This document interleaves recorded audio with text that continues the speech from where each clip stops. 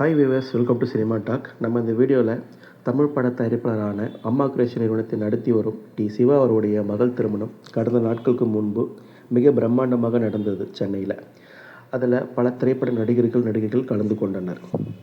தயாரிப்பாளர் சிவா அவர்கள் மறைந்த நடிகர் கேப்டனை வைத்து பூந்தோட்ட காவல்காரன் உட்பட பல படங்களை தயாரித்தார் என்பது குறிப்பிடத்தக்கது. இந்த பிரம்மாண்ட விழாவில் நம்ம நடிகர் விஜய் அவர்களும் கலந்து கொண்டுள்ளார்.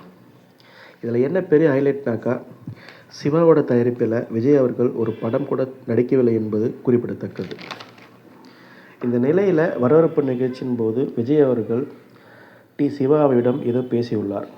இதை பார்த்த பல ஊடகங்கள் மற்றும் திரைப்பிரமுகர்கள் விஜய் அவர்கள் அப்படி என்ன பேசியிருப்பார் என்று கேள்வி எழுப்பியபடி கிசுகிசு வைத்து பேசி வந்த நிலையில் திரு சிவா அவர்கள் தனியார் தொலைக்காட்சி ஒன்றுக்கு பேட்டி அளித்துள்ளார்.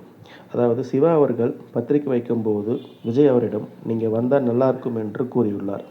அதற்கு நம்ம விஜய் அவர்கள் நம்ம தலைவர் ரஜினி ஸ்டைலில் அது என்ன வந்தா நான் வரேன்னு சொன்னால் கண்டிப்பாக வருவேன் என்று கூறியுள்ளார்.